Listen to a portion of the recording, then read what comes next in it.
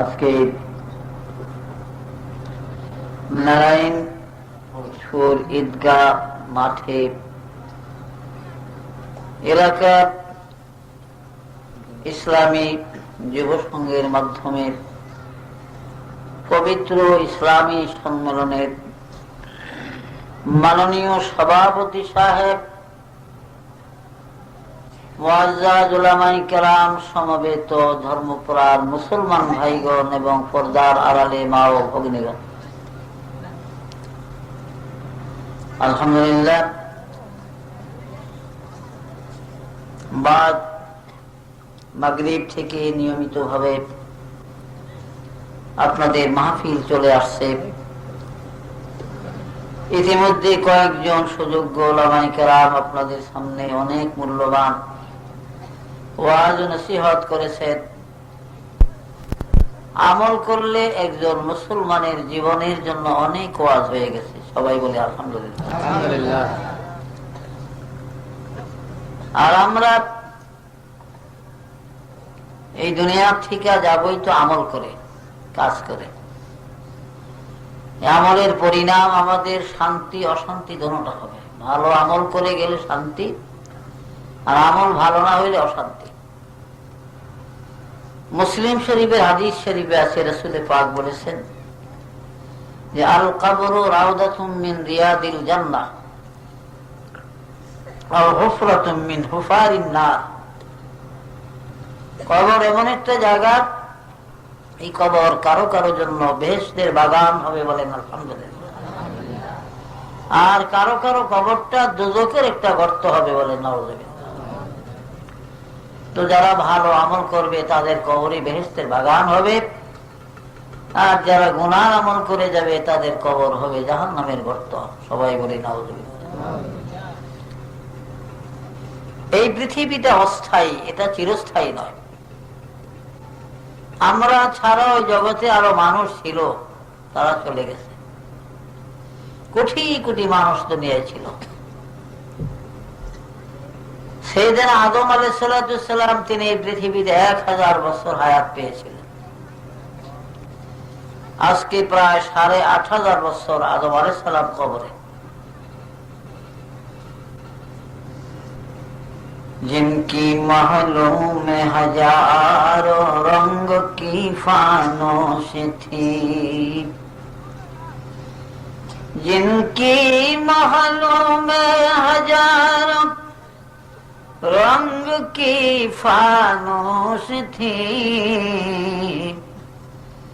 Jar उनकी कब्र पर है और निशा बाकी नहीं। কত রাজা, কত বাদশা, কত শাহানশাহ মিনমারায় পৃথিবীর জমিনে ছিল, যাদের ঘর বাড়িগুলো কত সুন্দর ছিল, যাদের বিল্ডিং ইমারত কত মজবুত ছিল, যাদের ধমকে জমিন থরথর করে কাঁপত, আজকে তাদের কবরের উপরে গরু ছাগলে ঘাস খায়। কবর থেকে তাদের খেদাইবার শক্তি নাই। কুজা কারুন, কুজা ফিরাউন, কুজা নমরুদ শুধু হামান, কুজা শাওকাত আজ সাহেব, কুজা তখতে সুলাইমান। এখন জাহাজ গাড়ি হাওয়ায় চলে, কলেরই বিধান। ওগো বিনা কলে হাওয়ায় চলত হযরত সুলাইমান, মোরা সেই মুসলমান। এই পৃথিবীর জমিনে 4 জন বড় বড় প্রতাপশালী রাজা ছিলেন, বাদশা ছিলেন, যারা সারা পৃথিবী শাসন করেছে, যাদের রাজত্বের সীমানা ছিল মিনাল কাফ ইলাল কাফ, সূর্য উদয় হতে অস্তমিত স্থান পর্যন্ত তাদের রাজত্বের সীমানা ছিল। মিনাল কাফে ইলাল কাফ, সূর্য উদয় হতে অস্তমিত স্থান পর্যন্ত তাদের সীমানা ছিল রাজত্বের। এবং 4 জন বাদশাহ পৃথিবীতে ছিল। এদের মধ্যে 2 জন হলো কাফের আর 2 জন ছিলেন মুসলমান। কাফেরের মধ্যে 2 জন বাদশাহ ছিল, বাদশাহ নমরুদ এবং বখতনসর। এবং মুসলমানের মধ্যে যে 2 জন বাদশাহ ছিলেন তারা ছিলেন হযরত নবী সাইয়েদনা সুলাইমান আলাইহিস সালাম এবং বাদশাহ যুলকারনাইন। বাদশাহ যুলকারনাইনকে আল্লাহ পাক মুজিজা স্বরূপ একটা ঘোড়া দান করেছিলেন। ভাইরা আমার, যুলকারনাইনের কোরআনের ভাষায় তাকে যুলকারনাইন বলা হয়। কিতাবের মধ্যে তার নাম হলো ইস্কান্দার যুলকারনাইন। তাওরীত কিতাবে তার নাম হলো খোরেশ এবং ইনজিল কিতাবে তার নাম হলো সাইরাস। আর ইংরেজরা তাকে আলেকজান্ডার বলে থাকে। এই বাদশাহ যুলকারনাইন এই পৃথিবীর জমিনে তিনি 1600 বছর হায়াত পেয়েছিলেন। তাফসীরে জাবিরের মধ্যে আছে, কুতুবের মধ্যে, মাওরুদে আরুসের মধ্যে আছে বাদশাহ যুলকারনাইন দুনিয়ার 1600 বছর হায়াত পেয়েছিলেন। আমাদের 14 গোষ্ঠীর হায়াত একত্র করলে হইব 1600 বছর। আমরা যত লাভ দিলাম, ফাল দিলাম, সব মাগনা। বাদশাহ যুলকারনাইন দুনিয়াতে 1600 বছর হায়াত পেয়েছিল। সুবহানাল্লাহ। ভাইরা আমার, বাদশাহ যুলকারনাইনকে আল্লাহ পাক মুজিজা স্বরূপ একটা ঘোড়া দান করেছিলেন। তার মুজিজার একটা ঘোড়া ছিল। এই ঘোড়াটার এত স্পিরিট, এত পাওয়ার ছিল, যুলকারনাইন ঘোড়ায় চড়ে যখন তিনি পৃথিবী ভ্রমণ করতেন, ঘোড়ার গায়ে আঘাত করতেন, চাবুক মারতেন, এত বিদ্যুৎ গতিতে, এত দ্রুত গতিতে তার ঘোড়াটা ছুটত, এক এক কদমে 12,000 মাইল করে চলত। জেরুজালেম শহর, জেরুজালেম কখনো জেরুজালেম বলি, কখনো বাইতুল মুকাদ্দাস বলি, আসলে একই জায়গার নাম। বাইতুল মুকাদ্দাসের আরবিতে 3টা নাম আছে, বাইতুল মুকাদ্দাস, বাইতুল মাকদাস, বাইতুল কুদস, 3 নামে ব্যবহার হয়। ইংরেজিতে বলা হয় জেরুজালেম। আর ইহুদিরা তাদের ইব্রানি ভাষায়, তাওরীতের ভাষায় ওর সেলিম বলে। এই 5টা নাম হলো বাইতুল মুকাদ্দাস। তো ভাইরা, বাদশাহ যুলকারনাইন পৃথিবীতে 1600 বছর তিনি হায়াত পেয়েছিলেন। বাইতুল মুকাদ্দাস থেকে, জেরুজালেম শহর থেকে 9 মাইল উত্তর দিকে গেলে একটি মহকুমা শহর আছে। ইংরেজিতে আলেকজান্ডারিয়া সিটি বলা হয়, আরবিতে মদিনাতুল ইস্কান্দারিয়া বলে। এই ইস্কান্দারিয়ার মধ্যে বাদশাহ যুলকারনাইনের কবর। আমি হতভাগা অনেকবার জিয়ারতের তৌফিক আল্লাহ দিয়েছিলেন, বহুবার তার কবর জিয়ারত করে এবং মাপিয়া মাপিয়া দেখছি। ভাইরা আমার, 48 হাত লম্বা কবর যুলকারনাইনে। চিন্তা করেন, কত বিরাট কায়া, শক্তিশালী মানুষ ছিল, কিন্তু শেষ পর্যন্ত পৃথিবীতে থাকতে পারেনি। আমরা থাকবো নি? যত টাকাই কামাই করেন, লন্ডন থাকেন, আমেরিকা থাকেন, নিউ ইয়র্ক থাকেন, যে দেশেই থাকেন না কেন, যত পয়সাই কামাই করেন, এই বাড়িঘর রেখে একদিন কবরে যেতে হবে। টাকা পয়সা, জমিদারি, আর কত করবি বাহাদুরি, ওরে খাট পালঙ্গ সোনার বাড়ি, ও তুই কারে যাবি দিয়া রে কবর দেশে যাইয়া। একলা কবরে কেমনে রে থাকবি, ও তোর ভাই বন্ধু সারিয়া রে কবর দেশে যাইয়া। কত হাজার, কত লক্ষ, কোটি কোটি বছর এই অন্ধকার কবরে পড়ে থাকতে হবে। ফিক দিয়া গুরবত নে মুঝে কর দিয়া ইতনা জলিল, ফিক দিয়া गुरबत ने मुझे कर दिया इतना जलील, यार सब दुश्मन हो गए कोई नहीं मेरा खलील, यार सब दुश्मन हो गए कोई नहीं मेरा खलील। জীবনের মানে মনের এলাক গেছে সিনু যত ফুল, কবরের দেশে শুইয়া কাঁদি হায় ওগো সবাই করেছে ভুল। দুনিয়া থেকে বিদায় নিয়ে অন্ধকার কবরে যখন যাবেন, যারা নামাজ রোজা করে নাই, আল্লাহর ইবাদত করে নাই, নবীজির তরিকা মোতাবেক জীবনে আমল করে নাই, তাদের কবর বড় বিপদের জায়গা হবে। এই কবরে সাপ আসবে, বিচ্ছু আসবে, আগুনের গোল্লা আসবে, ফেরেশতাদের তরফের শাস্তি আসবে। কবরবাসী চিৎকার করে করে কাঁদবে আর বলবে, প্রভু গো, ও আল্লাহ, কত ভুল আমি করেছি, জীবনে কত সম্মেলন শুনেছি, কত আলেমের ওয়াজ শুনেছি, কত মসজিদের আযান শুনেছি আল্লাহ, কিন্তু আমি নামাজ পড়ি না, ইবাদত করি না, রোজা রাখি না গো আল্লাহ। তোমার হাবিবের প্রেম মহব্বত অন্তরে জায়গা দেয় না, যার কারণে আজ আমার কবরে আগুন, আমার কবরে সাপ, আমার কবরে শাস্তি। আল্লাহ গো, কত ভুল আমি করেছি। ও আমার বন্ধুরা, এই ভুলের কথা স্মরণ করে করে অন্ধকার কবরে কোটি কোটি বছর কাঁদবেন, কিন্তু ভুলের সংশোধন আর হবে না। ভুল ভুলই থেকে যাবে, সংশোধন আর হবে না। ভুল সংশোধনের জায়গা হলো এই দুনিয়া। आज कुछ कर लो मशक्कत अमल की मैदान में, आज कुछ कर लो मशक्कत अमल की मैदान में, वरना शर्मिंदा रहोगे रोज इम्तिहान में, वरना शर्मिंदा रहोगे रोज इम्तिहान में।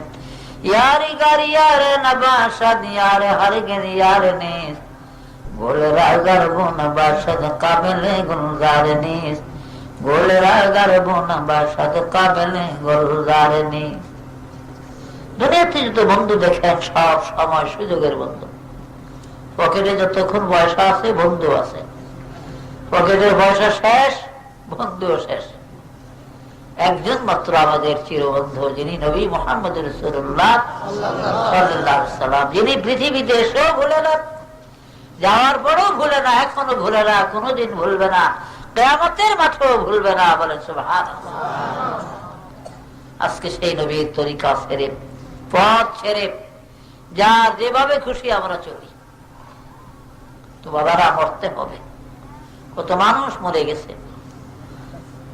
ঈসা নবীরও মুজিজা ছিল, সব আল্লাহ পাক নবীদেরকে খাটো করেন নাই। তিলকার রাসূলু ফাদদালনা বা'দাহুম আলা বা'দ। আল্লাহ তৃতীয়বার প্রথমে বলেছেন যে আমি প্রত্যেক নবীদেরকে সম্মানিত করেছি, মর্যাদা দান করেছি। কিছু না কিছু মর্যাদা সব নবীদেরই ছিল, অসম্মানী কাউকে করা হয়নি। সদা হাজারাত তিব্বে জালিউনু সে বুদ, সদা হাজারাত তিব্বে জালিউনু সে বুদ, ফেশে ঈসা ওয়া দামার সাবসু সে বুদ। জাল ইউনুসের মত হাজার হাজার হাকিম সারা জীবন চেষ্টা করে কোনদিন একটা মরা মানুষ জীবিত করতে পারেনি, কিন্তু ঈসা নবী যে কোনো কবরের কিনারে, যে কোনো মৃত ব্যক্তির পাশে দাঁড়িয়ে কোন বীজ নিল্লা বলার সাথে সাথে কবরবাসীরা উঠিয়া যাইতো, মৃত মানুষগুলা দাঁড়াইয়া ঈসা নবীর সাথে কথা বলতো। বেজান বলতা হ্যায় মসিয়া কি হাত মে। যাদের প্রাণ ছিল না, জীবন ছিল না, তারাও ঈসার সাথে কথা বলতো। শুকনো কাগজ দ্বারা পাখি বানাইয়া এই পাখির উপরে, কাগজের পাখির উপরে ঈসা নবী কম বিইজনিল্লাহ বলে ফু দেওয়ার সাথে সাথে ওই কাগজের পাখি উড়ে যেত। সুলাইমান নবীর ছিল মুজিজা, বা সুলাইমান দাদে মুলকে সরওয়ারি, বা সুলাইমান দাদে মুলকে সরওয়ারি, শুধু মতিয়ে খাতেমার দেওফরি। সুলাইমান নবীকে আল্লাহ পাক মুজিজা স্বরূপ একটা আংটি দান করেছিলেন। আংটি যখন তিনি হাতে ব্যবহার করতেন, লক্ষ লক্ষ জিন উপরে দাও মানুষ নবী সুলাইমানের বাধ্য হইয়া যাইত। আমরাও তো কত আংটি ব্যবহার করি, কিছু বাধ্য হয়নি বাবা, হয় না। আমি ইংরেজি 1962 সালে বাগদাদ থেকে একটা জমরুদ পাথরের আংটি খরিদ করেছিলাম 160 দিরহাম দ্বারা। আজকে প্রায় 37 পার হয়ে 38 বছর চলতেছে। এই আংটি আমি ব্যবহার করি। এই পর্যন্ত আমার আংটির দ্বারা আমি একটা কুত্তা পারলাম না বাধ্য করতে। কুত্তা আমার বাধ্য হয় না, তার কারণ এটা ইরাকের দাজলা নদীর পাথর। সুলাইমান নবীর আংটি ছিল আল্লাহর দাওয়াত, মুজিজার পাথর বলে। সুবহানাল্লাহ। আপনারা অনেকে বলতে পারেন তাইলে বেক নবীগো মুজিজা ছিল, আমাগো নবীর কিছু আসছিল না? আমাদের নবী ছিল রাসূল পাক সাল্লাল্লাহু আলাইহি ওয়াসাল্লামের জীবনে 3000 মুজিজা প্রকাশ হয়েছে বলে। সুবহানাল্লাহ। বেক নবীর মুজিজা মিললে তো হইতো না। সুবহানাল্লাহ। 3000 মুজিজা রাসূল পাকের। সবচেয়ে বড় মুজিজা আল্লাহর কোরআন। সব নবীরা ইন্তেকাল করেছে, মুজিজা তাদের সাথে চলে গেছে, কিন্তু আমার নবী মদিনার রওজায় শুইছে, মুজিজার দুনিয়াতে রেখে গেছে কোরআন পড়ে। সুবহানাল্লাহ। রাসূলের মুজিজা শেষ হয় নাই, মুজিজা কিয়ামত পর্যন্ত থাকবে বলে। সুবহানাল্লাহ। শুধু থাকবে না, রাসূল পাক সাল্লাল্লাহু আলাইহি ওয়াসাল্লামের তিনি তো অন্য ধরনের। কারণ সব জিনিস 100 জন মেহমান আসে যদি বাড়িতে, আর যদি দুলামিও থাকে বাড়িতে, দুলার ইজ্জত, দুলার বাসর ঘরের যে সাজ সরঞ্জাম, যে ইজ্জত, এটা কি বেকে ফাইনি নিয়েছে? হ্যাঁ, কি বলেন? ভালো ভালো খাওয়ান পাইব, মামু খালো চাচা জেঠা থাকলে, বড় ভাই থাকলে বড় বড় আস্তা মুরগি পাইব, কিন্তু বউ পাইব না কেউ। কি বলেন? বউ কেউ পাইব, বহু দুলামিয়া পাইব। তো নবী 2,24,000 পয়গম্বর, কোটি কোটি মানুষ পৃথিবীতে, হাজার হাজার আউলিয়ারা হাশরের ময়দানে যাবে, কিন্তু নবী কামলিওয়ালার যে ইজ্জত, তার যে সুপ্রিম পাওয়ার, ক্ষমতা, এটা কাউকে দেওয়া হবে না বলে। হাদিস শরীফে এমন হবে, একজন মানুষ যখন ফেরেশতারা দোজখের দিকে নিবে, রাসূল পাক বলেন, এরে থামাও, এই ফেরেশতা থামাও, আমি দেখে এটা আমার উম্মত কিনা। তো নবীজির উম্মত চিনবো কেমনে? নবীজির সব নবীদের উম্মতের এই চিহ্ন থাকবে না। সীমাহুম ফি উজুহিহিম মিন আসারিস সুজুদ। রাসূল পাক সাল্লাল্লাহু আলাইহি ওয়াসাল্লাম উম্মতের কপালে নূরের আলো থাকবে, নামাজের চিহ্ন। এই যে কপালে দাগ পড়ছে, নামাজ পড়তে পড়তে ভালো দেখা যায় না। মানুষের নানান কথা কয়, আসলে আল্লাহর হস্তে সেজদা দিছে, দাগ পড়ে গেছে। আবার কিছু থাকতে পারে হাইদা হাইদা দাগ ফেলায়, ফাঁকার মধ্যে ঘষা সমানে তাড়াতাড়ি মুসল্লি হয়ে যায়, মানে নগদ মুসল্লি হয়। দাওয়াত বেশি পাওয়ানোর লেগা, ইজ্জত বেশি পাওয়ানোর লেগা, ঘন ঘন সালাম পাওয়ানোর লেগা, মানুষের দরবেশ পাওয়ানোর লেগা আছে না। একবারে বলে সারাদিন খেলে একটা একটা বলতো, চোখ জ্বলে, চোখ জ্বলে, আবার চোখ জ্বলে। যে পর্যন্ত কেউ না জিগাইতো চোখ জ্বলে কি লেগা, এই যে খালি কইতোই চোখ জ্বলে। জিগা কি চোখ জ্বলে কি জানেন না? চোখ জ্বলে তাহাজ্জুদ করি, রাত ঘুমাই না, এইটা কখনো লেগে খালি কইতো চোখ জ্বলে। এই কিসিমের মানুষ বেহেশতে যাওয়া কঠিন হবে। কারণ আল্লাহ রাব্বুল আলামিন যে ইবাদত, মানুষকে ইবাদতের ভিতরে আপনার কি বলে এটাকে, যে মানুষের রিয়া, ফখর আসে, এই ফখরের ইবাদত, রিয়ার ইবাদত আল্লাহ ভালোবাসে না। আলী কারামাল্লাহ ঝুরছে বড় আলেম পৃথিবীতে আর নাই, হবেও না, হবে না। কারণ নবীজি বলেছেন, আনা মাদিনাতুল ইলমুন আলিয়ুন বাবুহা, আমি নবী হলাম এলেমের শহর, আর আমার আলী হলো এই এলেমের শহরের দরওয়াজা বলেন সুবহানাল্লাহ। তিনি মুনাজাত দিয়ে কি বলতেন জানেন? আহা ইন তুসিল ইলাহা ইন তুসিল ইলাহা আন তুযহিরা হুব্বাহু ওয়া হাযাল উমরি ফিল ফিআলি বাদিউ। এই বলতে লাগো আল্লাহ তোমাকে মহব্বত করার যে হক, যেভাবে তোমাকে ভালোবাসা দরকার, যেভাবে মহব্বত করার প্রয়োজন, আমি আলী এখন পর্যন্ত ওই মহব্বত তোমাকে করতে পারি না। আমার জীবন শেষ করে দিয়েছি, আমার উমর শেষ হয়ে গেল, জীবন শেষ হলো, কিন্তু তোমার ভালোবাসার পরিপূর্ণতা এখন আমি আলীর মধ্যে জোগাড় করতে পারি নাই। সুবহানাল্লাহ। অথচ যার জীবনটা এত সংকীর্ণ ছিল আলী রাদিয়াল্লাহু আনহু, তার মতো সাহাবাদের মধ্যে এত গরিব কেউ ছিল না। কত গরিব ছিলেন তিনি। ইয়ামান থেকে যুদ্ধ করে 18 মটকা মধু এনেছে, গনিমতের মাল। বড় বড় মটকা আছে না, মাটির মটকায় করে 18 মটকা মধু। অথচ সেদিনও, যেদিন এই গনিমতের মালগুলো ইয়ামান থেকে আসে, সেদিন আলী কারামাল্লাহু হুজুর চুলা জ্বলে নাই, চুলা বন্ধ ছিল। তার বড় ছেলে হাসান, তার এক মেহমান আসছে। কম্বর নামে একজন গোলাম ছিল হযরত আলী রাদিয়াল্লাহু আনহু, হাদিস শরীফে আছে। এই গোলাম কম্বরকে হযরত হাসান বললেন যে কম্বর, এই গনিমতের যে মধুগুলো আসছে ইয়ামান থেকে, আমার মেহমান আসছে ঘরে, আমার অন্তত 2 কেজি পরিমাণ মধু দাও, 2 সের পরিমাণ, আমিও তো একটা অংশ পাবো।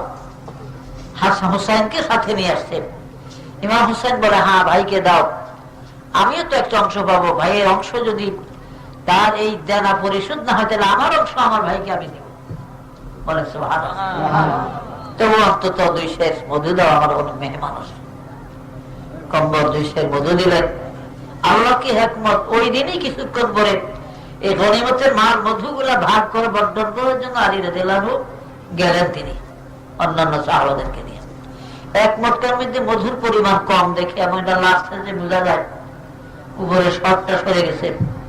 ডাক দিচ্ছেন কম্বর রে, এই মধু গেল কোথায়? বলে আমিরুল মুমিনিন, তিনি খলিফা কিন্তু মদিনার তখন 4th খলিফা।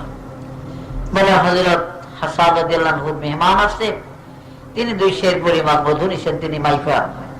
তিনি বলছেন যে আপনি গনিমতের মাল যে তার একটা অংশ দিবেন, তার অংশটা তিনি পরিশোধ করবে, তাতেও যদি না হয় তাহলে ইমাম হুসাইনের অংশ তাকে দিবে, সাহায্য করবে। ডাকো হাসানকে। হাসান রাদিয়াল্লাহু আনহুকে ডাকা হলো। বলো তোমাকে অনুমতি কে দিল? আমি তো খলিফা মদিনার, অনুমতিটা কে দিল? আর এই মালগুলো হলো জনসাধারণের, গরিব ধনী যোদ্ধা সকলের, তুমি যে আগে নিলা কেন? চুপ করে রয়েছে যে তোমার অন্য কিছু বলতে হবে না, আমি শুনেছি কম্বরের কাছে। হযরত আলী রাদিয়াল্লাহু আনহু বললেন, হাত উঠাও। 3টা বেত্রাঘাত করলেন তিনি হযরত হাসানের হাতের উপরে। বলেন রে হাসান, এগুলা গনিমতের মাল, কিয়ামতের ময়দানে আল্লাহ রাব্বুল আলামিন যদি আমাকে আসামির কাঠ গড়ায় দাঁড় করার বলে, আলী রে, তুমি মদিনার খলিফা হওয়ার কারণে তোমার সন্তান হাসান সাহস পেয়েছে 2 কেজি মধু প্রথম নেওয়ার জন্য। তারপর আলী রাদিয়াল্লাহু আনহু তিনি আহলে বাইতের জন্য, তার নিজের ঘরের জন্য কোনো বন্টন, কোনো মধু রাখেন নাই তিনি। বলে সুবহানাল্লাহ। ওই মধু 18 মটকা মধু বন্টন করছে নিজের ঘরের জন্য। 1 তোলা 1 ফুটাও মধু রাখেন নাই হাসান অগ্রিম 2 সের মধু নেওয়ার কারণে। বলে সুবহানাল্লাহ। তারা ছিল মুসলমান, তারা ছিল শাসক, দেশ শাসন করছে, দুনিয়া শাসন করছে, নিজের চরিত্র শাসন করেছে, নিজের ঘর শাসন করেছে। বলে সুবহানাল্লাহ। তো ভাইরা আমার, সময় এখনো আছে, সময় যায় না। আল্লাহর পথে আসেন, 5 ওয়াক্ত নামাজ পড়েন, শরীয়ত মোতাবেক চলেন। যেহেতু মরতে হবে, মওতের হাত থেকে বাঁচবার কোনো পথ নাই। বাংলাদেশ সরকার যত সুন্দর রাস্তা বানাও, কিন্তু মওতের রাস্তা পলাইবার কোন মওতের থেকে কোনো রাস্তা নাই। মওত আসবেই, মওত অবশ্যই ধরবে। মৃত্যুর হাত থেকে পলাইবার কোন রাস্তা নেই। হযরত আলী কারামাল্লাহু বলেন, লা'মরুকা মাদ-দুনিয়া লা'মরুকা মাদ-দুনিয়া বিদারি বাকাই কাফাকা বিদারিল মাউতি দারা ফানাই। ও দুনিয়ার মানুষ, আমি আমার হায়াতের কসম করে বলি, এখানে লামকে লামে কসমিয়া বলা। হযরত আলী বলেন, আমি আমার জীবনের কসম করে বলি মানুষের, এই দুনিয়াটা একমাত্র কান্দনের জায়গা, এই দুনিয়া রং তামাশার জায়গা না, এই পৃথিবী হাসি খুশির জায়গা না, এই দুনিয়া একমাত্র কাদার জায়গা। যতবার এখানে কান্দ তোমার চোখের বাণী বড় দাম। আমার নবীজি বলেছেন যে দামাতুল আসি তুতফি গাদাবিন রাব, মিশকাতের হাদিস, যে গুনাহগারের চোখের পানি দেখলে আমার আল্লাহর গজবের আগুন নিভে যায়।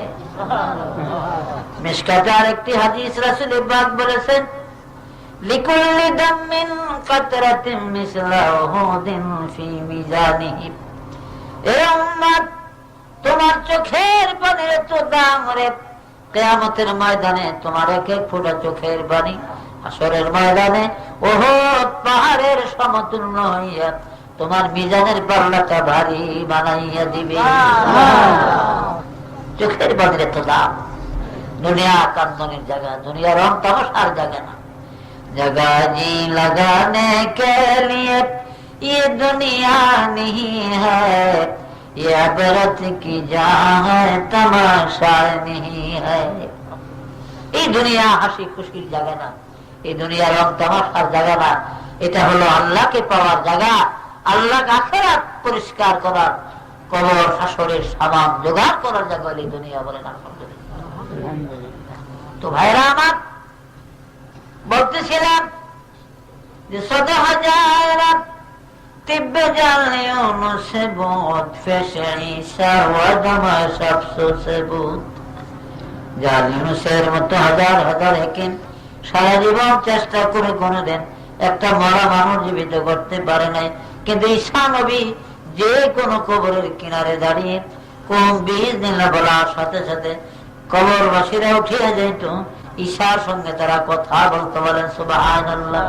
সদা হাজার নিজা ফেরাউনেরা, সদা হাজার নিজা ফেরাউনেরা দর্শে কস্তি আজম সাবাই কাসব। ফেরাউনের হাজার হাজার তলোয়ার নবী মুসা কালিমুল্লাহর একটা লাঠির সামনে পরাজয় বরণ করেছিল। একটু পিছনের থেকে বললে কথাটা বুঝবেন ভালো করে। আল্লাহ রাব্বুল আলামিন যখন আদম নবীকে বানাইলেন, আদম নবীকে কোথায় বানাইছেন? তায়েফের ওয়াদি মুহাররমের মধ্যে। মক্কা মুআজ্জামার জেনারেল শহর থেকে 70 মাইল দক্ষিণ পূর্ব দিকে গেলে তায়েফের বিমানবন্দর। এই তায়েফের বিমানবন্দর থেকে 8.5 মাইল সোজা দক্ষিণ দিকে গেলে বনু সাদ কবিলা, আমার নবীর দুধমা হযরত হালিমা সাদিয়ার বাড়ি। এই হালিমার বাড়ির 5টা জায়গার মধ্যে নবীজির শিশুকালের কদম মুবারকের দাগ আজও পড়ে আছে, এখনো পড়ে আছে। ইংরেজি 1962-তে আমি যখন প্রথম বছর হজ করি, টাকা পয়সার অভাবে পড়ে দামেস্ক ইয়ারমুক একটা ট্রান্সপোর্ট কোম্পানি ছিল, এই কোম্পানিতে একটা ছোট্টখাটো চাকরি নিয়েছি। চাকরি বুঝেন না, গরিব মানুষের বাঙালিরা কি চাকরি, বিদেশিরা জুতা বালিশ করেও 100 টাকা পয়সা মানে আজকে ভালো চাকরি হয়েছে, আল্লাহ ভালো চাকরি মিলেছে। তো যাই হোক, এই কোম্পানির একটা ক্যালেন্ডারের চাকরি ছিল আমার। 2.5 থেকে 3 মাস চাকরির বয়স। এই সময় হজের জিয়ারতের ভিসা আরম্ভ হয়েছে। রজবের চাঁদ উঠলে আরাবিয়ান যারা, তাদেরকে জিয়ারতের ভিসা দিয়ে দেয় 6 মাসের ট্রান্সপোর্ট ভিসা, একবার হজ সহ। এই কোম্পানি প্রতি বছর তার 10 জন কোম্পানির লোক কর্মচারী সে লটারির মাধ্যমে নিয়ে হজ করে, তো নিজের টাকা দিয়ে।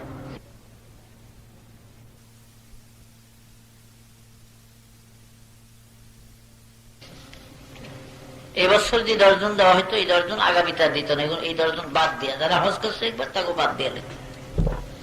তো আমি দরখাস্ত দিলাম, আল্লাহ হিকমত 10 জনের মধ্যে লটারিতে নাম উঠলো আমার। যার কারণে হজে যাওয়ার সুযোগ হলো। দামেস্ক থেকে উড়োজাহাজে বা বিমানে আমাদেরকে তায়েব বিমানবন্দরে নামিয়ে দেওয়া হলো। মক্কা শরীফ দেখার আগে আল্লাহ তায়েব দেখার সুযোগ আগে দিয়েছিলেন, পরে দেখছি মক্কা। তো আমাদের সাথে আরো কয়েকজন লোক ছিলেন, আলেম ছিলেন। আফগানিস্তানের একজন আলেম ছিলেন মাওলানা ওবায়দুল্লাহ নূর আফগানি, ভারতের 2 জন আলেম ছিল, আর আমাদের চাঁদপুর জেলার কচুয়া থানা এলাকা রহিমানগরের মাওলানা লুৎফুর রহমান আমাদের সাথে ছিল। তো আমাদের সকলের পক্ষ থেকে ওবায়দুল্লাহ নূর আফগানি, মানে আফগানিস্তানে একটা কামিল মাদ্রাসার বুখারীর ওস্তাদ ছিলেন, খুব ভালো আলেম ছিলেন তিনি। তানাকে দেওয়া হলো আমাদের তরফ থেকে। তৎকালীন মদিনা ইউনিভার্সিটির ভাইস চ্যান্সেলর ছিলেন শেখ আব্দুল আজিজ বিন আব্দুল্লাহ বিন বাস।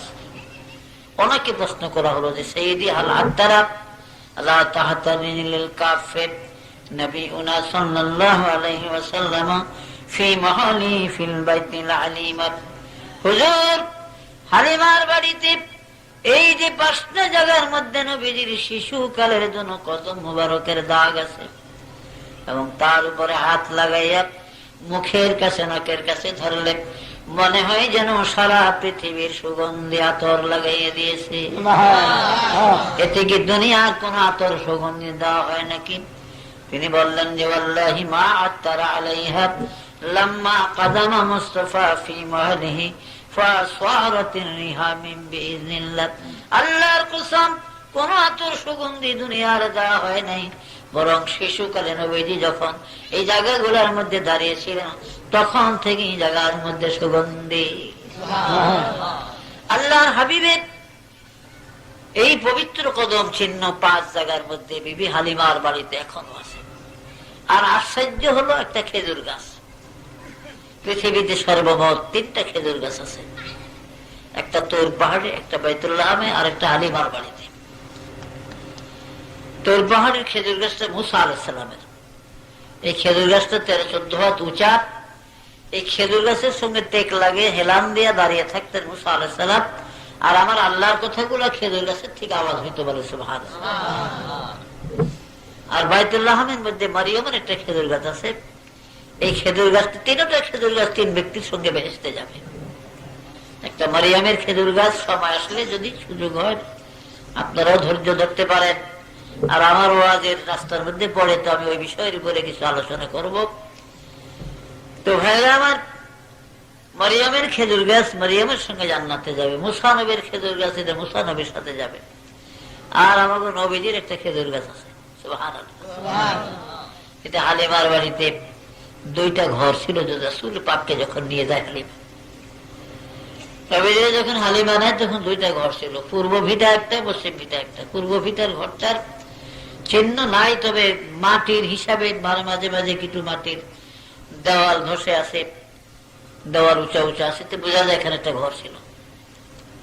আর মরদে আরো সফিরা ডোহের মধ্যে আছে যে ঘর ছিল রাসূলের পাকের, সবাই 2টা ঘর। পশ্চিম ভিটার ঘরটা এটা মেরামত করে এখনো ওই সরকারি কিছু লোকজন থাকে, কারণ এগুলা বাইতুল মালের ভিতরে পরিচিত। এখন জায়গাগুলোতে কোনো মানুষের বসতি নাই, এমনি কিছু লোকজন থাকে। এই পশ্চিম ভিটার ঘর সাথে আমার রাসূল পাক সাল্লাল্লাহু আলাইহি ওয়াসাল্লাম ছিলেন হালিমার কোলে। ভাইরা আমার, বিবি হালিমা বলেন প্রতিদিন ভোর থেকে সন্ধ্যার পূর্ব পর্যন্ত অন্তত বেলা 2 প্রহরের আগে আমি যদি কোনোদিন মুহাম্মদ সাল্লাল্লাহু আলাইহি ওয়াসাল্লামকে কোলে না নিতাম, তাহলে আমার বাড়ির মধ্যে কোনো না কোনো একটা দুর্ঘটনা ঘটতো। হয়তো আমার স্বামী অ্যাক্সিডেন্ট হতো, আহত হইতো, সন্তানরা ব্যথা পাইতো, বাড়িতে আগুন লাগতো, উট বকরি ভেড়া দুম্বা মারা যাইতো, অথবা আপনি একটা খাজুর গাছ মরতো, যে কোনো একটা বিপদ আমার হতো। আমি কাজের ঝামেলা চুকাইয়া আমার মেয়ে সাহেবাকে ডাকলাম, সাহেবা গো, মুহাম্মদ কোথায় গো? সাহেবা তারে কোলে নেওয়ার জন্য বলে, মা মুহাম্মদ সাল্লাল্লাহু আলাইহি ওয়াসাল্লামকে আমিও তো কোলে নিতে পারি না, আজকে কেন জানি গো ওই জায়গাটা দাঁড়ায় এই তায়েফের পাহাড়ের দিকে খালি তাকায় আর মুসকে মুসকে হাসতেছে। অর্থাৎ হাদিস শরীফে আছে এখানে জিবরাইলের সাথে নবীজি পরিচিত হইতেছিল বলে সুবহানাল্লাহ। হুজুর ইশারা করতেন, মুসকে মুসকে হাসতেন। নবীজির সঙ্গে একটা পরিচিত করে দেওয়ার জন্য আল্লাহ এই ব্যবস্থা করেছিলেন। হালিমা বলেন, আমি কাছে গেলেই আমাকে চোখ রাঙ্গানি দিলে লাল করলে আমি আর ভয়ের কাছে যাই না। এদিকে হালিমা সেই হুজুর সাল্লাল্লাহু আলাইহি ওয়াসাল্লামকে পিছনে দিয়া জামায় ধরে চুপ করে দাঁড়িয়ে এসে দেখে যে ওই যে জিবরাইল সোনার তক্তার উপরে বসা একজন লোক, সবুজ পোশাক, দেখা যায় নবীজি তার দিকে চায় আর হাসে। হালিমা বলতেন যে একজন মানুষ অপরিচিত এইভাবে হাওয়ার উপরে থাকতে জীবনে দেখি নাই।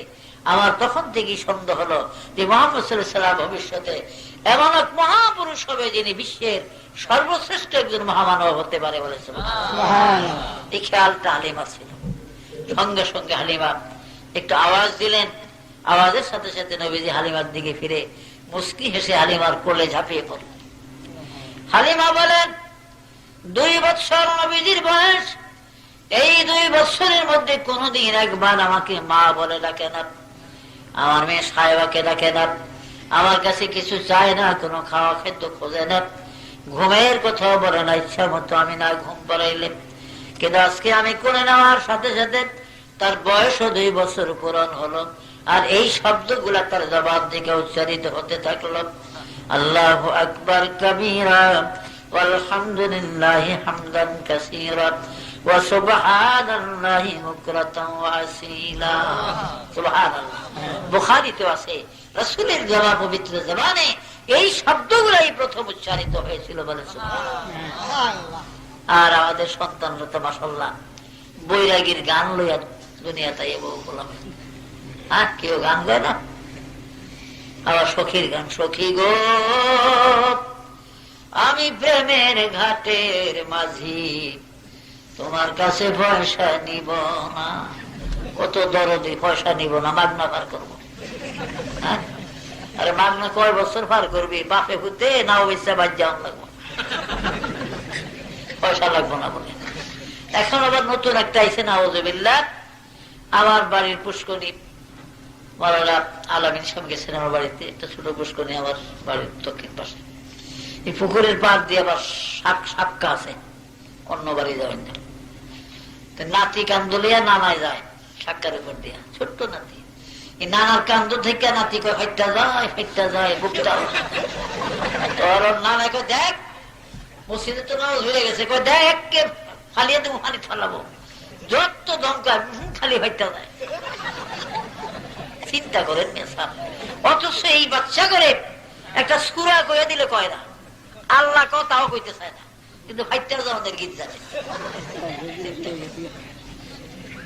আমার নবীজি পবিত্র জবানে কি উচ্চারণ করেছিলেন? আল্লাহু আকবার কাবীরা ওয়ালহামদুলিল্লাহি হামদান কাসীরা ওয়া সুবহানাল্লাহি বুকরাতান ওয়া আসীলা। হাসান হুসাইন 2 ভাইয়ের গান ছিল। মুফতি শফি সাহেবের লেখা কিতাব রাহে হকের মধ্যে আছে, সফিনায়ে নূরের মধ্যে আছে। নবীজির দেখলেই 2 ভাই গান গাইত। হাসান হুসাইন 2 ভাই তো বয়সের দিক দিয়ে মাত্র 11 মাসের বড় ছোট ছিল, কিন্তু মাফে 2 ভাই সমান ছিল বলে সুবহানাল্লাহ, সমান ছিল। শুনছেন না? একদিন 2 ভাই নবীজির কাছে আসছে, নানা জান বলেন তো দেখি আপনার ইজ্জত আল্লাহর কাছে বেশি না আমাকে ইজ্জত বেশি? হুজুর সাল্লাল্লাহু আলাইহি ওয়াসাল্লাম থক হয়ে গেছেন, কি বলবেন? আচ্ছা ভাই তোমরাই বলো। আমরা যদি বলি তাইলে আমাদের ইজ্জত বেশি, কারণ আল্লাহ না, আমাদের মা জননী হল খাতুনে জান্নাত, সাইয়্যিদাতুন নিসা আহলিল জান্নাত, বেহেশতি মেয়েদের সরদার, জান্নাতের রানী ফাতেমা রাদিয়াল্লাহু আনহা হলেন আমাদের মা জননী। এবার বলেন নানা আপনার মা কোন জান্নাতের সরদারিনী? ও নানা, আমাদের নানা হলো সমস্ত নবীদের সরদার, যাকে সাইয়্যিদুল মুরসালিন বলা হয়।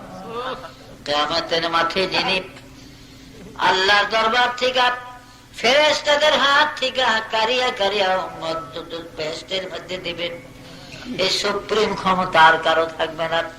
আমাদের নানা নবী মুহাম্মদ রাসূলুল্লাহ সাল্লাল্লাহু আলাইহি ওয়াসাল্লাম, যার উসিলাতে আকাশ জমিন বিশ্ব মণ্ডল এবার বলেন আপনার নানার পরিচয় কি? ও নানা, আমাদের বাবা হলেন হযরত আলী কারামুল্লাহ, যিনি খায়বরের সেনাপতি ছিলেন। 4টা ঢাল ভাঙ্গার পরে 55 নম্বরে কামুস কিল্লার কপাট ভাঙ্গিয়া ঢাল বানিয়ে যুদ্ধ করেছিলেন, যার ওজন ছিল 800 মণ। তিনি ছিলেন আমাদের বাবা শেরে খোদা হযরত আলী। এবার আপনার বাবার পরিচয় দেন গো নানা। নবীজি বলেন, না, তোমরাই বলতে থাকো। আচ্ছা নানা, তাইলে বোঝা গেল আপনার চেয়ে আমাদের সম্মান বেশি। হুজুর বলেন, হ্যাঁ, তোমাদের সম্মানই বেশি। আচ্ছা নানা, আমাগো 2 ভাইয়ের মধ্যে কার মর্যাদা বেশি? হুজুর পড়লেন আরেক বিপদে। বলো, ঠিক আছে, তোমরা দোনো ভাই আমারে কলেমা পড়া শোনাও। যার কলেমা পড়া বেশি সুন্দর হবে, মাখরা সুন্দর হবে, ভুল হবে না, লেহান সুন্দর হবে। আজকাল মিয়া সাহেব, কিছু কিছু লোক আছে ওয়াজ করলে কয়েক গলা সুন্দর করে ওয়াজ করে কোরআন শরীফ পড়ে, আগুন জ্বলে শয়তানে জ্বলবো। আরে জবান সুন্দর, লেহান তো আল্লাহ দিছে। তাহলে দাউদ নবীর জবুর শুনলে কেন মাছগুলি কিনারে এসে থাকতো, শুনতো? শুনে নাই? দাউদের জবানে যখন জবুর পড়তেন, প্রতি শনিবারে যত মাছ দরিয়ার সব নদীর কিনারে কান পাইতাম, দাউদের জবানে আল্লাহর বাণী শুনত। কিছু কিছু মাছ ধরতো পাবলিকে, জেলেরা। মাছে অভিযোগ করলো আল্লাহর কাছে যে, আল্লাহ, আমরা এই জেলেদের জ্বালায় আমাদের বংশধর কইমা যাইতেছে, আমরা দাউদের জবানে তোমার বাণী শুনতে পারি না। তখন আল্লাহর তরফ থেকে দাউদ নবী জানিয়ে দিলেন যে, তোমরা শনিবারে মাছ ধরা বন্ধ রেখো, একদিন সপ্তাহে। ফাজিরা করছে কি, শনিবারে মাছ কিনার হইলে বের দিয়ে রাখতো, রবিবারে ধরত। এমন ফাজিল। এই জন্য আল্লাহ পাক বলেন, কোন কিরাদাতান খাসিন, আল্লাহ তাদেরকে অভিশপ্ত বানরে পরিণত করে দিয়েছে। দাউদ নবীর একদল উম্মত কিন্তু বান্দর হয়ে গেছিল। বান্দরে 3 দিন তারা বেঁচে ছিল, পরে মারা গেছে 3 সবগুলি। তো জবান তো আল্লাহ দিছে। হাসরের মাঠে এখানে মধ্যে থেকে কথা বলি, আল্লাহ পাক যখন হিসাব কিতাব হয়ে যাবে, বেহেশতিরা বেহেশত, দুজকিরা দুজক, আর বেজাল নাই, বেজাল শেষ। হিসাব के बाद फिर तुम्हारा ठिकाना दी जाएगा, किसी को दोज़ख किसी को जन्नत जाए ठिकाना मिलेगा। যার যার আমল হিসাবে তার ঠিকানা শেষ হয়ে যাবে। বেহেশতিরা বেহেশতে, দুজকিরা দুজকে থাকবে। তো আল্লাহ পাক বেহেশত দুজককে পাশাপাশি করবেন। পাশাপাশি করবেন 2টা কারণে। একটা হলো আল্লাহর ইচ্ছা আছে, একটা কিছু করবেন। 2 নম্বর হলো দুজকিরাও দেখুক যে বেহেশতিরা কি শান্তি আছে, আর বেহেশতিরা দেখুক যে দুজকিরা কি অশান্তিতে আছে। তো দুজকের থেকে বাপে ফোলারের দিকে চিনব। বাপে খালি দিন বইরা ঘুমাইছে, রাত তাস খেলাইছে, জুয়া খেলাইছে, নামাজ পড়ে না, কিন্তু ফোলা 5 ওয়াক্ত নামাজ পড়ছে, ইবাদত করছে, আছে না এরকম? তখন বাপে কইব, ফোলা রে, আমি তো তোরে চিনি রে বাবা। ওয়ানাদা আসহাবুন নারি আন আসহাবাল জান্নাহ আন আফিদু আলাইনা মিনাল মা। তোর হাতে কাউসারের পেয়ালা দেখা যায়, পানি, একটু পানি দে বাবারা। বাপে বলবে, কেঁদে কেঁদে, তুমি যে ছেলে আমি চিনি, পিপাসায় মোর প্রাণ যায়, পানি দাও বাঁচাও হে প্রাণ। বলবে না বেহেশতি ছেলে, শোনো গো বাবা যান, এই বেহেশতের কাউসারের পানি দোজকির উপর হারাম। আল্লাহ এই বেহেশতের কাউসার দোজকিদের জন্য হারাম করে দিয়েছে। এটা দুনিয়া নয়, এটা পরকাল। তো বেহেশত দুজক পাশাপাশি আসবে। একটু দূরে শরীফ পড়েন, আল্লাহুম্মা সাল্লি আলা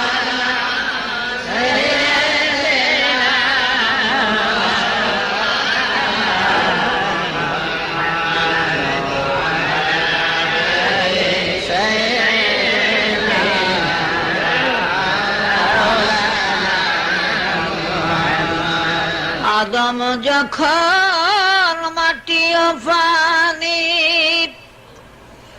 অগমর নবী খোদার রাসূল যার উপরে পড়েন দরুদ আল্লাহ ও ফেরেশতা কুল আল্লাহুম্মা সাল্লি আলা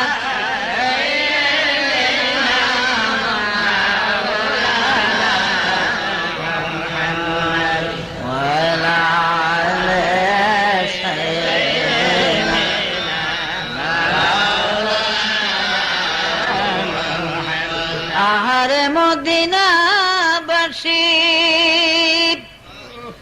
ধন্য তোদের জীবন তোদের মাঝে শুয়ে আছেন দোজাহানের মহাজন আল্লাহুম্মা সাল্লি আলা সাইয়্যিদিনা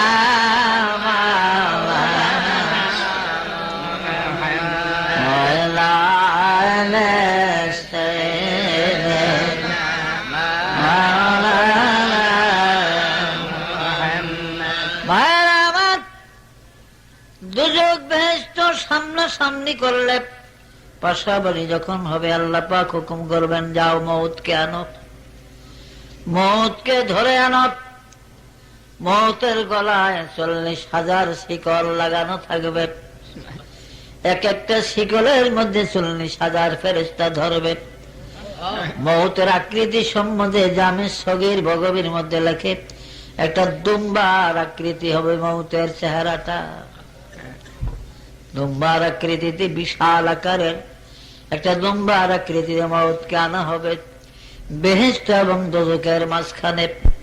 এবার আল্লাহ পাক হুকুম করবেন জিবরাইল একটা জান্নাতি ছুরি এনে ইয়াহিয়া নবীর হাতে দাও। জাকারিয়া নবীর একই মাত্র সন্তান ইয়াহিয়া নিজ হাতে আজ মউতকে জবাহ করে দিবে। ইয়াহিয়া নবী কেন জবাহ করবে? নবী তো আরো ছিল, 2,24,000 নবী। এখন ইয়াহিয়া আলাইহিস সালাম কেন? তার একটা কারণ আছে। কারণ হলো মরিয়ম সংক্রান্ত ব্যাপারে ইহুদিরা মিথ্যা ইলজাম দিয়া মিথ্যা দোষী করে জাকারিয়া নবী করার দিয়া জাকারিয়া নবীকে 2 ভাগ করে দিয়েছিল। তিনি ইহুদিরা যখন তাকে মারবার জন্য প্রস্তুতি নেয়, তিনি টের পাইয়া বস্তির দিকে ছুটলেন দৌড়ায়। সামনে একটা বিশাল গাছ পরে জাকারিয়া নবী বলেন, গাছের ও গাছ, আমি আর দৌড়াইতে পারি না, কারণ 120 বছর তখন বয়স জাকারিয়া নবীর, আমি আর দৌড়াইতে পারি না রে গাছ, তোর মধ্যে আমাকে একটু জায়গা দে। সঙ্গে সঙ্গে গাছটা ফাঁক হয়ে যায়, নবী জাকারিয়া এই গাছের মধ্যে ঢুকে যায়, গেলে গাছ মিলে যায়। ইবলিস শয়তান চাদরের কোনা টাইট না কত লোক বাইর করে রাখছে, এর কামই তো ইবলিসই কাম। ইহুদিরা ঈশা ঘুরে জাকারিয়া নবীরে দেখে না, দেখে যে বুড়া দরবেশ দাঁড়িয়ে। ও দরবেশ সাহেব, আমি জাকারিয়া নবীরে দেখছো? বলে বাপুরা আমি তো জাকারিয়া নবীরে চিনি না, তবে এই সুরতের একজন বুড়া মানুষ মাত্র এখন এই গাছের ভিতরে ঢুকলো দেখলাম। সাক্ষী দেয় না, বৃত্তান্ত কয়। বলে ধর মিয়া, বাড়ি কই তোমার? গাছের মধ্যে মানুষ যায় কেমবে? বলে যায় কেমবে কি, জাদু মন্ত্র জানে নাকি তা তো জানি না, তবে এই দেখো না যে চাদরের কোন একটা নিতে পারে না, চাদর রেখে ইহুদিরা চিনছে। পাতালে গাছ কাইটা এবার করাত লাগিয়ে দিছে, ক্যাশ ক্যাশ করে করাত আস্তে আস্তে নবীর মাথার তালু বরাবর যখন আসে, জাকারিয়া নবী একটা চিৎকার দিলেন, আল্লাহ, মরিয়মের ব্যাপারে আমি যে নির্দোষ, আমি যে মাসুম বেগুনা, তুমি তো জানো আল্লাহ। আজ ইহুদিরা মিথ্যা ইলজাম দেয়া মিথ্যা দোষী করে আমাকে করাতে ছিনিয়া 2 ভাগ করে দিতেছে। আল্লাহ রাব্বুল আলামিন ডাক দিলেন, জাকারিয়া রে, রে জাকারিয়া, তুমি যখন দৌড়াইতে ছিলা রে জাকারিয়া, আমি আল্লাহ আমার কুদরতি পাও গুলা তোমার পায়ের সঙ্গে লাগাইয়া দিয়েছিলাম, কিয়ামত পর্যন্ত যদি দৌড়াইতা ইহুদিরা তোমাকে ধরতে পারত না। কিন্তু জাকারিয়া রে, গাছের কাছে কেন আশ্রয় চাইলা? আমি মাবুদ কি ছিলাম না রে জাকারিয়া? কাজেই জাকারিয়া রে, একবার হু শব্দ যদি করো, নবীর দপ্তর হইতে নাম কাটা যাবে। খামোশ হয়ে গেলেন তিনি, দুই ভাগ হয়ে গেল।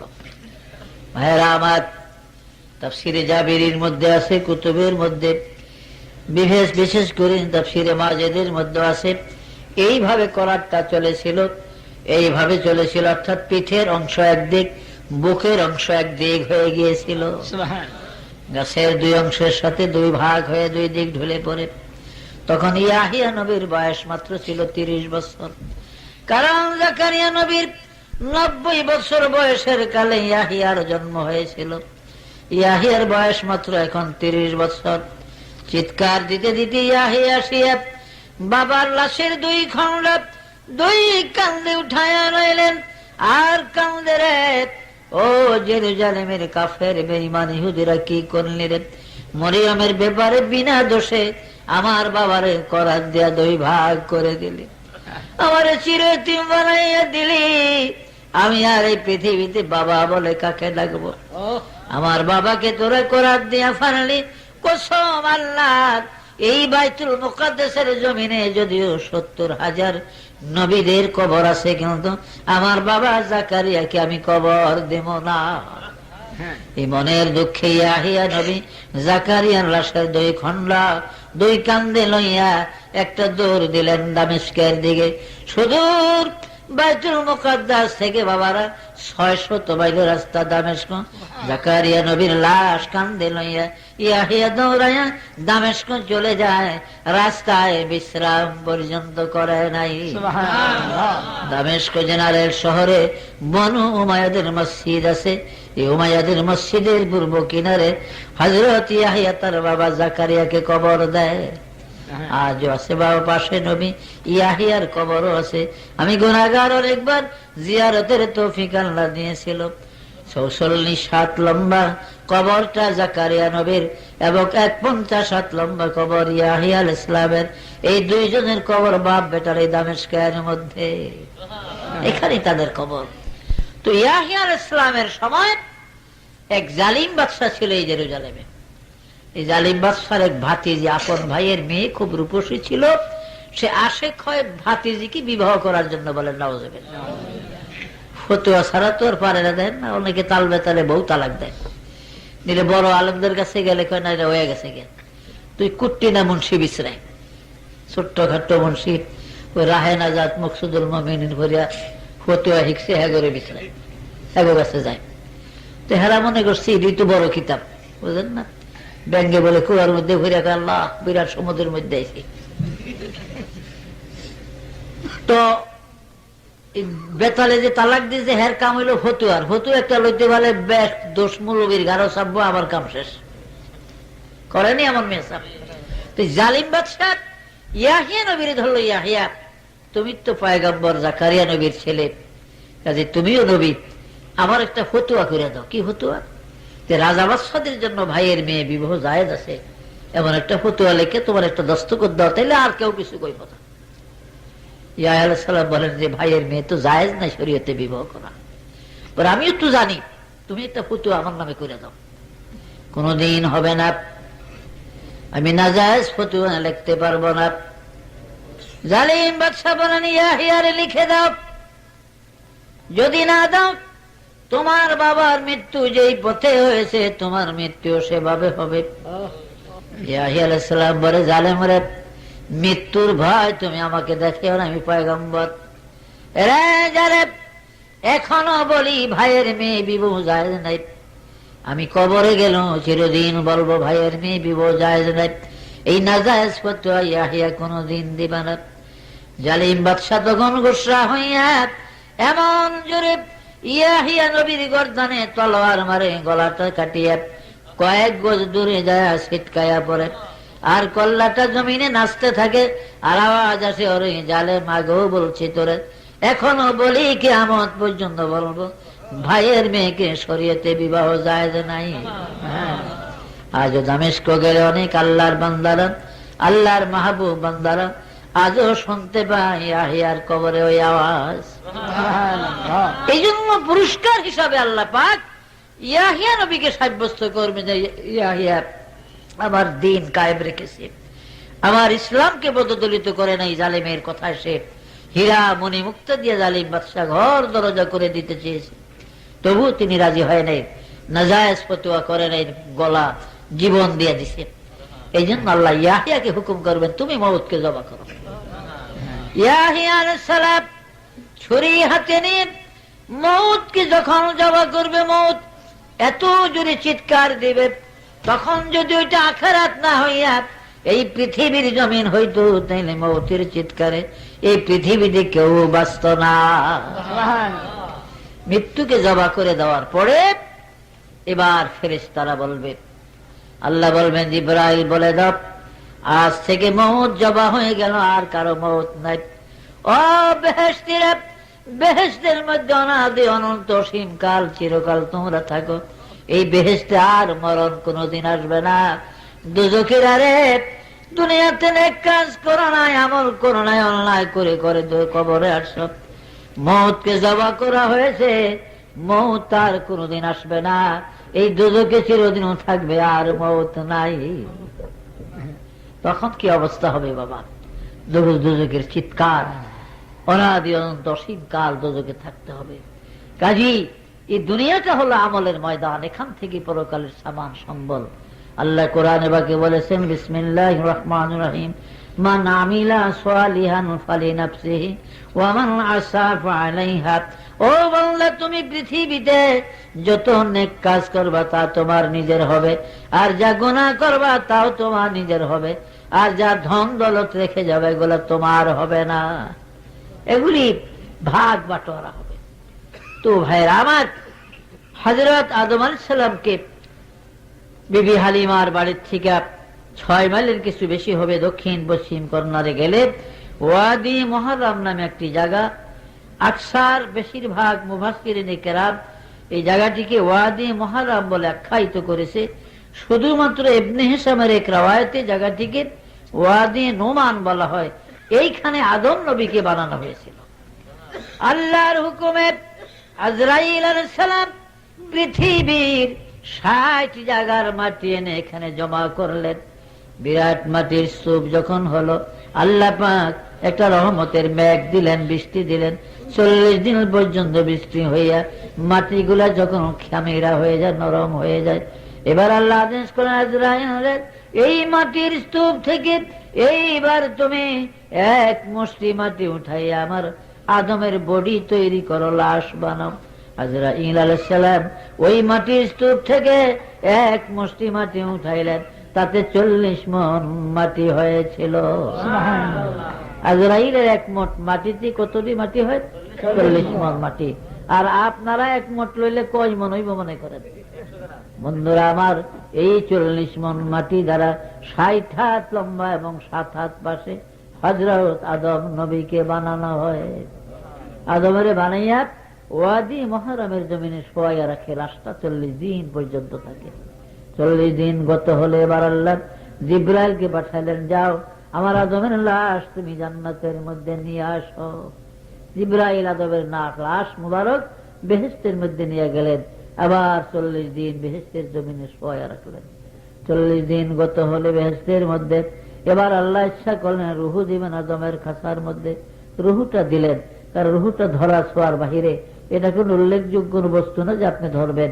নবীজিকে কাফেররা রূহ সম্বন্ধে প্রশ্ন করেছে, তো আল্লাহ জানিয়ে দিলেন, হে হাবিব, ওয়ায়াসআলুনাকা আনির রূহ কুলির রূহু মিন আমরি রাব্বি। কাফেররা আপনাকে রূহ সম্বন্ধে প্রশ্ন করলে আপনি বলেন রূহটা আমার আল্লাহর একটা হুকুম মাত্র, বলেন সুবহানাল্লাহ।